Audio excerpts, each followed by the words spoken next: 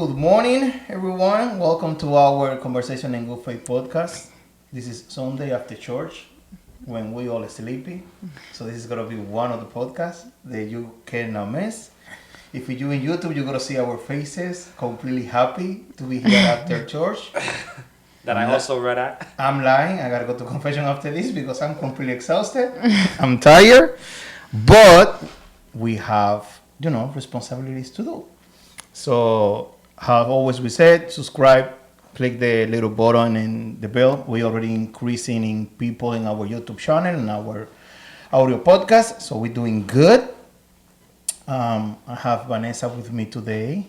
Hi Vanessa, how are you? Hello, everyone. If you don't know who I am by now, that's an issue. No, I'm kidding. Vanessa Garcia Pinedo here, your co-host, and today we are lucky and blessed to have someone that I consider my little brother, Mr. Rigo here with us. Thank you for having me. Good morning. You want to introduce yourself? Yeah, so my name is Rigo. Full name, please. That's how we started this? My legal name for legal purposes only that my mother gave me, and only she's allowed to call me that. My name is Rigo Gomez. I've been a parishioner here my entire life, all 28 years of it. I've done a lot of things in this parish. I'm still doing a lot of things in this parish. If you're here on Sundays, you probably see me around on the 9 o'clock mass and hanging around the office for a little bit of time after.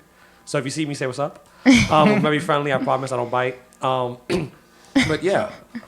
So, because this is the thing, we bring Rigo, at least for my purpose, because Rigo is like the start of the Catholic young generation. Like, everybody knows Rigo.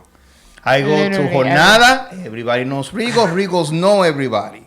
Yeah. I come to church, everybody knows Rigo. Rigos know everybody. I go into places that I don't even know. I gotta find somebody, and they ask me like, "Oh, do you know Rigo?" And I'm being like, "Yeah, Rigo." We're like, "Yo, what Rigo don't be around? Like, what Rigo don't do yet in his life that everybody knows Rigo?" So the idea is that because I know you as a friend, as a family, because we family, I need to know a little bit more about you. There are things that I don't know, because I gotta be honest. There's a lot of things that I don't know about Rigo. But I can see that Rigo is popular for a reason. And that's what we got to go to. Whether the reason is good or bad is another thing. But we're going to talk about good reasons here. The good. The comments are going to go crazy with the bad parts. If you have a comment or something bad, you just put it in the comments. No. Send it to me in private. I can read it later. You can private message us. No. So who is Rigo? Rigo Berto. Rigo, don't say Rigo Berto. Is a man of many hats, I guess I could say. Mm-hmm. The reason I know so many people is because I put my hand in so many different decks, if that makes any sense. I get that habit from my grandma. Shout out to Mamita. Mamita, we love you. I'll show her this. But she's known that everywhere she goes, somebody knows her. She runs into somebody or whatever the case may be. She was a school teacher here at St. Michael's School as well as Sal Regina School for 20 plus years. Yeah. Wow. Until she retired. She retired about a year and a half ago. So she had many generations of kids. A lot of her students now are having kids. So it's kind of funny to see, that thing. Ironically, she never had me as a student. She had my sister, but she never had me. That's because she was in the Sister Peggy time. Sister Peggy was also my sister was also during Sister Peggy time, and she allowed it. Yeah? She's like, we have nowhere else to stick her, so just take her. Just take her. That was the final Sarah Regina year was final St. Michael's school year. That was Sister Peggy. That's the year that my sister had. Sister Peggy got soft by that time. Wow. she was like, all right, you know what? Whatever happens. God bless you. We love you. Yeah, thank you for everything. Anyway, so I got that habit from her. My mom does not have that talent, but I guess it's because generation I do, and everywhere I go, she gets very upset that I know 1,001 people. But it's from all the things that I do as kind of I know people. From here at St. Michael's, you mentioned Jornada before, from the Jornada movement. That encompasses New York City as well as the entire world. I know a lot of people all throughout the city from that. My personal studies, I went to college and grad school. I went to St. Joseph's University in Brooklyn for undergrad. I went to St. Joseph's University for graduate. I also work there now as a professor, the science community and all the other stuff. A whole professor at 28. Bro. Yeah. Yeah, A and I've been professor doing at it. 20 So something. before, Yeah, funny that's before that, crazy. I used to before I was a professor, I've been a professor now for like 4 years. I used to work in a Catholic high school, and I was a science teacher and baseball coach. It was the greatest 5 years of my life, and it was all fun. But then things happen. I have to move on. And before that, I used to work here in a local school around here and be a science teacher as well. So I've been in education literally for ever. like 12 years. Yeah, science, particularly science education for 12 years. So Science the education. funny thing was when Rigo started working in the high school, he was like, I'm going to prank all the kids. And he like sat in like the classroom acting like one of the every first students. day. So every first day I would sit in front of the classroom, and now I teach at the university. And still every first day I act like I'm a student. I still carry a book bag. I still look like I'm 12. I dress in like shirts like this. I don't put on a button up, or sometimes I put on And a you just coat. sit down with them. And I just literally sit down, and I'm like, yo, what's this professor out here? The 15-minute rule is crazy. Like, I'm trying to leave, and then when 15 minutes go up, I'm like, all right, that was a wonderful exercise. I am your professor. And I was like, but you'd be surprised who you meet, doing all those different things, all those different fields, and just going out and, seeing the world in different places, and you just meet people from wherever. That's cool. It's crazy where they go, and then you reconnect later. And I traveled across the world. Literally. One time all over, and I'm still going. I was in Japan about 7 years ago, and with your brother, shout out to Macho. My friend called me. He's like, "Hey, where are you?" And I'm like, it's like 3 a.m. in New York. He goes, "Yeah, I'm not in New York. I'm actually on vacation with my girlfriend in Tokyo. Are you somewhere near?" And we met up for lunch the next day. So it's like, and my mom was like, "How do you meet someone from St. Michael's? He's actually from St. Michael's, all the way in literally across the world." I'm like, you'd be surprised who you find. So Rigo is literally in everything. Yeah. I gotta stop. Now we mentioned jornada. Yeah. But I don't know that our listeners really know what jornada is. So So can you just tell us The what it jornada- is to you? the jornada movement to me is how I found my faith. It's a movement here in the city of New York, and both in the Archdiocese and the Diocese of Brooklyn and Queens. It's a youth movement. It's been around for 50, I believe it's 8 now years, close to that. Yeah. It was the Crucillo movement, which is very famous in New York. It's a Hispanic-led movement. The jornada movement was made to kind of watch their kids, in a sense. While they were doing While their they were things. doing their big stuff, it's like, all right, you kids go over there and you do little kid stuff. We're gonna do, and it's the same function sense of like the way it operates. Where we have talks, we have games, and we try to find a deeper connection to God as a young person. This was 59 years ago. Those people. The goal was for them to eventually go live your crucillo, and you kind of like move up like a feeding system. They And not. it didn't feed. No, they they were like, not. nah, No, you they old. like it Yeah, here. no disrespect. Y'all old. We're not. You can stay over there. Yeah, no, they And not. those people stood as jornalistas, and now the jornalistas are now that generation. They had a generation. Now they had a generation. Now the new generation is coming, and it's like, no, I'm still jornalista. I never did my crucillo or whatever. So I was a product of that. Growing up here in the parish of St. Michael Samaki, I joined in January of 2008, and I never left. And yes, it is a youth group. Depending on who you ask, I may or not be considered youth. I mean, I hope I am from the way I look. You guys see me on He camera. looks 12. I look 12. Yeah, he looks 12.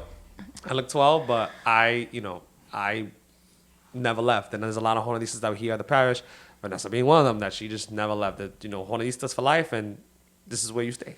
Yeah, So- I mean, we definitely have a culture of even if you do move on to different chapters in your life, you're always gonna be a jornalista. So you always, every retreat has a number, to kind of keep track of the retreats.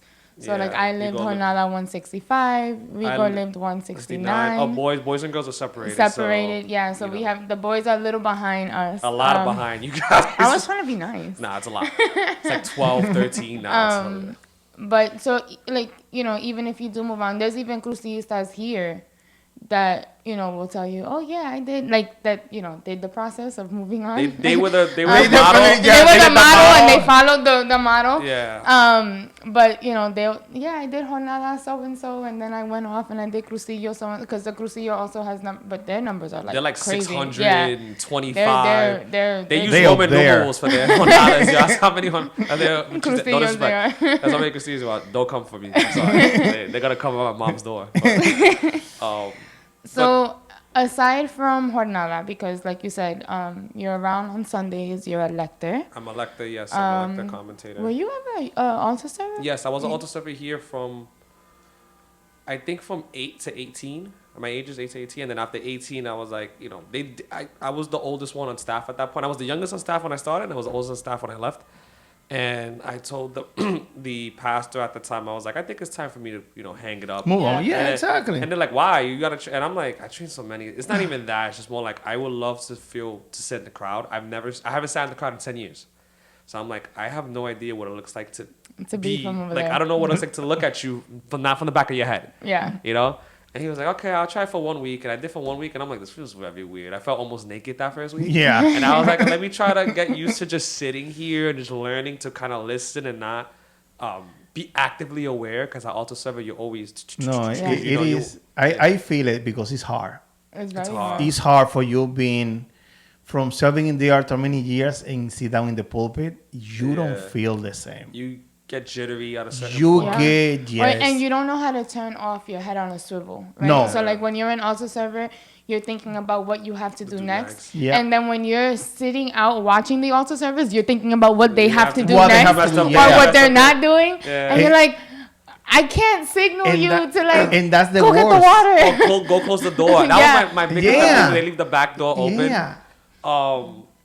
Yeah, but that's a lot. So then after that, I became just a regular member of the parish, I guess. The people that sit in the stands, I don't know what the correct term, lay people, I guess. No, Just a parishioner. just a person, parishioner. A parishioner. And then I was approached about 2 years ago by the head of the lector committee, Rosa LeBron, and she's like, "Hey, would you be interested in coming a lector?" And I'm like, "What does it entail?" Like, I know what it entails, obviously, but what does it exactly entail? She's like, "Oh, you just What's go." my responsibility? Yeah, and it gonna was be? just like, "Oh, you just basically go up and read." Da, da, da. I'm like, "So you want me to go and do what I get paid to do on a regular basis?" Perfect. for free, like that. She goes, "Oh, but a lot of people are nervous. A lot of people." I'm like, once again, like my profession. You want me to do what I normally do? And she's like, "In theory, yes." And I'm like, "Okay, I'll be here Sunday." And then that was the end of that. And I've been elected for the last 2 years, and it's going well. So that's I guess I transitioned through a lot of roles Yeah. in this parish. Okay. So, you've been involved in. And I was a catechist too, by the way. I was a catechist Oh. for 6 years. I forgot about that one. Yeah, we're still Also. trying to bring you back. Yeah, that Yeah, that's been the. quick You one. know. Come So- back. So, for what I can Gather. gather, so you've been involved in absolutely most of the ministries directly in the church, from jornada to altar server to lector to Catechist. catechist. The only thing I'm not sure I'm going going to keep giving him the catechist Yeah. title because, like, you know, he has to come back. Yeah, I gotta exactly. renew my You got to certification. renew your Yeah. certification. The only thing I think I have not done is the Yeah, Yeah, I was just exactly. going to say that. Yeah. I just know he don't went to the diaconate program with and the usher? Oh, the usher. yeah, I have- Okay. I feel like I I mean- feel like in it there was maybe 1 or 2 times that I like, saw you doing Yeah. it. that But it's different, like, it taking wasn't right. You weren't like a usher that you served at every mass, but there No. was times where like there was no ushers and it was like Rigo, Rigo, get up and go to the grab the thing. basket. Yeah, Rigo, watch the money. Okay, Yeah. yeah, I got you. Yeah, no, wow, I got it. But now the question is, what make you like be so active in church, like in all of those things? Because for a normal person, it will be, oh yeah, no, he grew Rigo's up. not normal. Yeah. Well, yeah. If We you love couldn't- him, Yeah. but Rigo's not Nah, But I'm a normal. little for a bit normal sad. person will be come to church on Sunday, listen to mass, go home, buy church, see you later. I'm coming again next Sunday and I'm out. I pay my dues coming to church on Sunday and leave. For people that serving in the church in so many different things is different, because it's not just because my mom bring me. My mom can bring me to church and I just gotta be coming to church and leave. But for you to come to church and stay in church, that's what you're doing, stay in the church, is different. What bring you? That requires a specific type of drive. Yeah, what bring you do that move? Well, for one, all of my friends came from sorry, let me rephrase that. All of my friends. My friends that I grew up with, a majority came from this parish. Okay. So for me, it was just more like hanging with my friends. Okay. You know, I no friends from everybody. As you said, I have friends all over, but Everywhere. my core circle came from church, whether it be the Jornada movement or came from this direct parish or it came directly here from the school that I went to here. Okay. And for me, it's like, oh, I'm hanging out. You know, everyone else was doing it. So I'm like, oh, I'm just hanging out with the guys. I'm hanging out with my homegirls or whatever the case may be. So it's just that we happen to be here. You know, we happen to be in a safe environment that everyone, parents, trust and whatever. And I guess that drive kept going because everyone, like I said, kind of grew up and different people came in and out. And now, oh, I'm just hanging out with this person or whatever. And it felt like home to me. Like this parish feels like home. So it doesn't feel like I'm actively doing work or somewhere else. It's like I'm at St. Michael's. It's my second home. Like I'll come here and not to say I put my feet up, but I'm relaxed. I'm not, you know, my guard is down. I'm not in the street. I'm just, it's my second home. Yeah. So, you know, to me, it's just, I And just find something new. Like, you know, you like in your house, you change the furniture around. So for me, doing different things here is like changing the furniture around and get a new feel, you know? I mean, I think it also talks to the testament and the love that every one of us that have been up here have talked about St. Michael's School. You know, we really were truly a family. And I think that when we talk about Rigo's core friends, right? All of the families were involved in the school at the same time. So all the families knew each other. So all the parents knew each other. And it was just, you know, all right, the kids are together. They're safe. It's fine. You know, and having that family environment in the school and in the parish. And because it was a parochial school, everyone knew everyone. Yeah. It just made it easier. Yeah, way easier. But what makes you, because I don't think Rigo has ever really taken a break. I think you've taken a break from different ministries, but I Yeah. don't think you've ever taken a break from the church. parish. No, this has been my only parish ever. I for a short time I went down to St. Liz, but it was like I was alternating weeks. So I would do 1 week there, 1 week here, 1 week there, 1 week here. So I don't think that really counts as a break. It just No. You But just- like you never, like a lot of people when they like graduate high school or they start a new job or whatever, like church becomes the back burner. And I think in every role that you've played, you've actually gotten closer to your, Yeah. because like you're like, okay, why does God want me here? Like Rigo, again, like I think that Rigo's not normal is because like Rigo analyzes, no. Yeah, no, he's Because not. I know, okay, I mean, let's call a spade a spade. This kid graduated high school at, I was 15, 16, 15. when he graduated I was high like school, 15. he's Yes. College a at 19. freaking college professor at 24 or 23, I something started, like that. yeah, I was like 23, 4. You see, like. Yeah. We're Yeah. graduating. Normal people are graduating college Yep. around that time, and Rigo's being a whole professor. So, but I feel like in every role that Rigo has had, and because I know him on such a personal level, and again, Rigo's one of these. I don't think I've ever said this to you, but Rigo's faith. I look up to Rigo a lot, even though I am older. Is it the height thing or is it the... Sorry. You had to, right? Edit that You out, had please. to, Edit that right? out. I look up to Rigo a lot because I see his dedication in the faith, and I see his dedication to not just his own personal growth, but he very much takes his role of like spreading the gospel and like bringing people to Christ serious. And he has worked 9,000 different retreats to do that. In different roles, whether he was working in the high school, you know, even in the college, because he's not the type of person that just has 5 different worlds. Like, he will integrate them when possible. You know, and he's always the type that's like, hey, I have this church event, whether it's bingo or whether it's whatever. Hey, why don't you guys come and see if you like it? And if you don't, but you tried. So when I say, like, truly living out the gospel and like bringing people to Christ, like he's one of the people that I admire and that I see. So like, what has kept you? Because I do know that it wasn't your mom or mamita making you come to church. It was the inverse. Because it was the opposite. Exactly. Yeah. Speak about that a little bit. Oh, well, we'll do that first. So I was most traditionally in Spanish families, your parents bring your kids hate it, then they eventually go to love it, and then they bring their kids, and it's the cycle, right? My mom, growing up, sent me to Catholic school. They were Catholic on paper, and they openly say this too. But they wasn't practicing Catholic. I was, went to Catholic school, and I found my faith, and I found myself, like, I found a safe space in church. So I started coming, and then I started bringing everyone else along. Eventually, my grandmother grew up Pentecostal, and she converted when she was in her late teenage years to Catholicism. And that's how my mom was raised, and me and so on. But I ended up bringing everyone in to the point that my grandma actually went and got her sacraments, the RCIA. Yeah. I was her sponsor, so very weird dynamic that I am Yeah. my grandmother's godfather. Nice. You know, so every Easter, That sounds so weird. yeah, every Easter I have to like tip her $5 or something like that. That's what you do. There you go. And then my mom eventually came back and found a space here, and now she loved it so much that she works here now. So my mother's a secretary. If you guys ever, Shout out to Melinda. Shout out to Melinda. Melinda. We're trying to get her on the podcast, Yeah. but she's avoiding He's us. being- is she Faz avoiding so- it? It's Yeah. funny. Faz, but it's a social that she does not like me and grandma being. She's literally the Our- face yeah. that you The walk face in. of the building. Our moms, both of them. No, Both they of don't them. like Your being on mom, my camera. mom hate being on camera, but they are But- literally the face of the parish. Hello. Yeah. And So- then there's an event, they'll grab the mic, hello, mi gente. Exactly.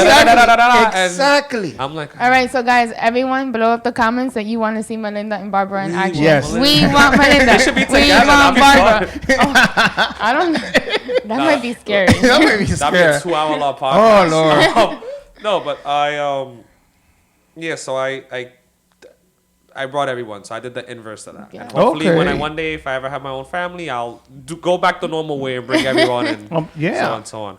But what was the original question? What keeps you here? What keeps me here? Yeah. Yeah. We devolved No, and so it's much. true. What keeps me, I guess, just being thankful. Like, there are a lot of times in my life that things could have went south. If you want statistics, now I'm gonna get to the science part. Right? If you want statistics, grew up in the East New York section of Brooklyn, one of the worst ever. If you ever watched the documentary The 7-5, you can Yeah. see how bad it was back in the 90s and 80s. Grew up with a single mom. My mom raised me by herself with the help of my grandparents. Statistically speaking, I'm either supposed to be incarcerated in jail right now or dead. Or Yeah. at least with a record or, Yeah. you know, That's true. Not where three you're. three different baby mamas and like Yes, 10 different that's kids that true. we don't know about. Not finished high school. Not where I am right now. And for some reason or another, I have been extremely blessed that I have beaten all those odds and I am where I am today. Yeah. Even more so that when I tell, you know, people kind of know I tell my story, they're like, there's something odd. Like you said, there's something weird that you're not supposed to be where you are. And I'm like, I'm very aware of that. So I don't know if the good man upstairs was looking out for me or he has some, you know, he had a great plan A designed for purpose, me. exactly. A purpose. But I guess it's this gratefulness because, you know, I believe you come to church not to ask, but to be like, hey, thanks. Because there's so many things that could have gone wrong in your life. So many things could have gone wrong in my life. I've been in so many almost near fatal accidents. A lot of bad choices were brought up to me, and I had to like pick and choose in the moment, like what to do. A lot of wrong place, wrong time moments in my life. At the same time, a lot of right place, right time moments in my life. And I come to church like, thank you. You got me through another week. Hopefully this week, you know, you got something new for me. And it's a lot of coincidental stuff that I look back in my life. I'm like, wait a second. If I wasn't there at that time, I wouldn't be doing this. So if I was here, I would have been there during this event or whatever. And I could not be, I maybe would not be standing here right now. I'll be, you know, in a graveyard somewhere with a tombstone over my head. You know what I'm trying to say? So I'm around because in my wisdom of me maturing and growing older, I realized like, yo, you looked out for me. Thank you. You kept me around when you shouldn't have, because a lot of choices I made, I probably shouldn't be around right now. But I realized that you want something for me, and hopefully whatever it is you want me to do, either A, I'm doing it, or B, I will be able to do it when the time comes. And whenever I do that, I always say, whenever I do that task that it is you want me for, you can take me and I get to put my feet up in heaven, hopefully. and just, you know, as long as I get to put my feet up and get to enjoy, you know, the seeds that I sow, I guess, or we brought out you sow, I guess is the same. Yeah. And so forth. So that's why I'm around, just to say thank you. And, you know, a lot of things could have gone south, but I'm here. The question that I have in all of that, because I hear you when you say what keep you here, but during your time in the church and your Christian faith in general, now we're talking about your personal Christian faith, did you find any challenging? A lot. A lot. Yeah. How long is this podcast? We got a little bit of time. We got a little bit of time. I found a lot. So I'm gonna bring it up because you mentioned it. I'm very weird.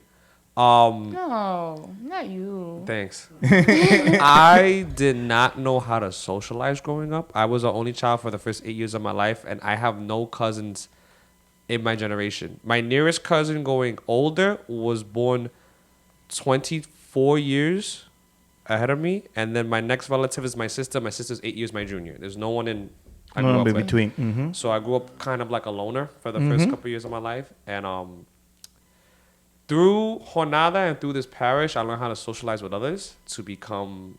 I was kind of awkward growing up, but to know how to have a conversation, to learn how to just talk to people regularly, how to lead people, how to talk in front of a crowd. And those were challenges because I was very nervous to go in front of people and talk. I was very nervous to sit down one-on-one with people. I grew up surrounded by women, so it was very easy for me to talk to women, but to talk to a dude and try to get like a bro, like it was very awkward for me. Like I couldn't know. My first male friend was actually your brother. Macho, Here we shout out go to again, Macho. talking about And Macho now we're again. best friends to this day, all these years They later. are best friends to this day. I Yeah. always tell people, I'm like, Macho brought me in another little brother. Yeah, we Because just- they are literally inseparable. Yeah, we just, and if he needs something, I'm always there. If I need something, he's always there. And it's always like, Vanessa needs something, we're both there, but we won't make fun of her. You know that too. My You've life. seen it firsthand. Oh, of yeah. all My the- life. Oh yeah. I will say though, Rigo and I really got closer when Macho went off to boot camp. Yeah. Because I feel like we only had each other. And we were like, all right, yeah, we both miss him, but I don't want to admit that. I'll admit- And, like, I'm sorry, Rigo would face. admit it, but I'm like, Rigo, come here. I need a hug. I mean, yeah, there was times we could come and have a hug. I I'm need like, a yeah, hug. sure, whatever. And then I feel you tearing. I'm like, you good? Like, is everything all Yeah, right? I'm fine. My new cologne strong. Like, what's going on? And that transcended even further because now with my careers of teaching, now I give seminars in front of 200 people. I do my retreats where I speak in front of a group of 50 people. I teach a class every day. I presented research in front of a group of almost 500 people. It doesn't bother me to do things like that. And even lecturing in church, I get up, I read. There's a group of 125 parishioners. Okay, and then I move on. I learned how to properly public speak. I learned how to do things like this, like to formulate real sentences and talk. It kind of gave me my socially, that was a big thing for me, like not being able to socially connect. Okay. But that was one of the challenges that this parish helped me overcome and thankfully gave me. And now I have way too many friends to count that now is becoming like, okay, I got to be 10,000 places at one time. But, it's Rigo's a blessing. Mr. Popular. I don't want, I know, Exactly. you don't know how bad I want to just go home For and just be lock the door. and for be sleep. a guy that cannot socialize with nobody and became to Is be. now a social butterfly. Like And he goes everybody know everywhere. him. That's a period. There's like been everybody. times where I've gone places and I'm looking over and I'm like, Rigo's here too. Yeah, exactly. With a whole set Yeah. of, like, with a whole complete different set of friends. I'm Yeah. like, hi guys, how do you know what? Never mind. And then Exactly. I'll see Vanessa. I'm like, It's I gotta Rigo. ride home. Let's go. Yeah, Vanessa, when you out, just Just let me know. let me know. We're I'm leaving. running right Yeah. behind you. So Jude, you good over there? he having retro. Yeah. He having Flashbacks. retro in the back. Like think about it. Yo, he know wasn't like that because I remember. So you being in here for so many years, being involved in everything, have you challenging? Definitely, your faith grew up into the next level. But now, as a member of St. Michael, important piece in this parish because again, you being involved in everything. If you're somebody that can teach anybody, new people in this parish, you one of them. Come back and be a catechist. Plug. How? Let's put in with the new generation of Christians growing up now, including in the Catholic faith. How do you see the future of your own congregation? Let's say, me, Rigo, want to see St. Michael's and St. Malachi's Church in the next 10 years being what will be a vision for you on seeing St. Michael's in the next 10 years. I would say 10 years because the generation of youth right now is between the age of 14, 15, 16. 10 So years, they'll be 20, they will be in their whatever. 20s.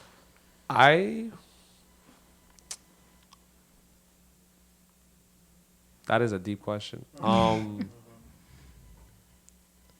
think one of the points that he does touch about the church and how he had a problem overcoming that is a problem that I know a lot of people now, the youth, Yeah. will have that problem of talking. Of Yeah. Because everything is Oh. on. Yeah. Yeah, like yeah. But what do you want to see for the parish? Like, we grew up very fortunate to have different youth groups because there was different youth groups, and there was a lot of youth involved in these youth groups when we were growing up. Obviously, since COVID and stuff and society, it's not cool to be in church anymore. It's not cool to be a part of this and that. We don't have many parochial schools, if any, left. Some of the schools that are Catholic schools that are left are academies. So they are, a Regulated. mixture of 4 and 5 different parishes. So you don't have the same parochial, that you're not seeing the same people on Sundays that you No. are during the week. So you don't get to have that personal relationship and connection with the kids and the families the way we did growing up. So what would you like to see in St. Michael's? Yes, for the youth, but I think like just overall as a whole. This is something very small I like to see. I would like to see a packed mass in the summer. yes. Packed 9 a.m. or 11 o'clock is usually full, but a packed 9 a.m. mass in the summer. And the reason I say that is because 9 a.m. our catechist program that you run, very nicely done, operates right after the 9 a.m. mass on Sundays. Yes. A majority of the parishioners that come to that mass are parents with their kids that they have to go to CCD right after, so they come right away. After confirmation and communion and the end of the CCD program, which happens at about May, June. Yeah. The next week it's like a ghost town. Yes. You're at Like mass. 8 people You're at again. mass. You see a tumbleweed Yes. go through the center of the mass, and it's like wow. And it says, and usually, statistically in the summers it goes down anyway because people go on vacation or whatever the case may be. But then in September it magically gets full again, right? Once classes started, The way yeah. classes started. So I would love to see a full house for a 9 a.m. summer mass. That's not a major event. I believe during the summer is old and every time anyway. Yes. So it's not that there is major religious events, but just a regular Sunday, just packed. And I think the importance of coming to mass, just to see young people come. Yeah. A lot of kids just do not want to come.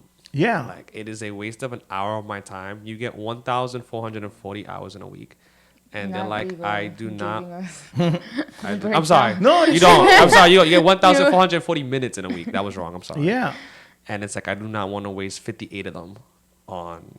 Which, Mass. yeah. But you could waste 2 So- hours on TikTok, which is crazy to me. So Yeah. But just come. I don't just know. come in. What do you think is one way that we can, like, so the reason why we started this podcast and the hope for the podcast is just to hear regular people share their stories in hopes to inspire people to come forward and be, whether it's a lector. And, I think that our society now and our generation, we have commitment issues. Yeah, we So, do. like, Serious. and it's funny because Yeah. when Rosa approached you to be a lector, what was your first question? Pretty much, what are the responsibilities? What's the commitment?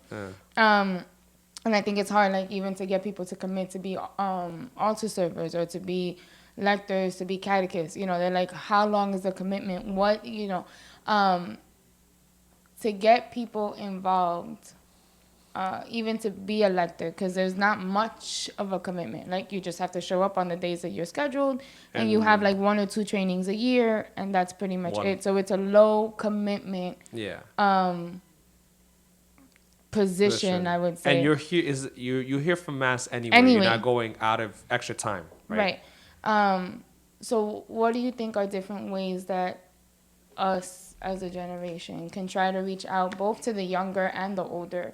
Because I feel like there's some older people that just come to mass and run out the same way that the same way that people the in youngest our, one do. So like, what do you think are different ways or things that we should try to implement or try out to like reach out to these people? I think one of the things too is like mentioning the fact of the community, because when people hear a responsibility, they're like, I don't want to be there. But then once you're here, it becomes a different thing entirely. Now you're meeting people, you're socializing, you're getting to on a deeper level, and now you make friends. But you don't see that when you're being asked. Yeah. All you see is oh, I have to be there. They have to be there. You know, Yeah, so they have talk to- about that kind of experience. Yeah, you know? they have to be there is a problem. Yeah, you have to be. No, Yeah. like you said, everyone has commitment issues. Yes. now, and it goes Yeah. beyond coming to church. Yeah. Wink, wink. Yeah, Coming yeah. to church. And it is. A lot of people. And it A lot of people is. have commitment issues. Anyway, wink, wink. Wink, wink. If you felt like that was for you, that was for you. Just being open to it and learning the concept of balance, I think is, and time management is Yeah. one thing that has to be mastered with everyone. I'm not even gonna say the younger generation, just everyone, because there is more than enough time to do what you got to do, but you have to be able to balance everything. Yeah. From your personal stuff, like errands you got to run, school, work, your personal health stuff, and church, and try and take on those things. Just learn how to manage, because a lot of young people, me as a professor, and I've taught every age group except for 9th grade. I never taught 9th grade for some reason. I see time management is not as good as you get younger. They just want to do one task at one time, and then once they're done, They move to the next they one. move one time to the next. Not multitasking is not necessarily a bad thing, but managing. I should be smart, and I could do task A in 5 minutes. Let me kill that. Then task B would take 40 minutes, and then maybe I could come back to task C that would take another 5, and I could kind of. As opposed to doing, I need to go A, B, C, D, because that's the correct order. You know, just learning how to How to choose what how to has to be choose, done. and people they take a lot of times for themselves, which that's very big now in the younger generation, is personal time. Like, it's me and my time. I want to do what I want to do, which is great. Like, everyone, as opposed to like 50 years ago where you had to do everything for everybody else, do it for yourself, which is great. But take your time for God. Like, try to implement God time in there, and try to,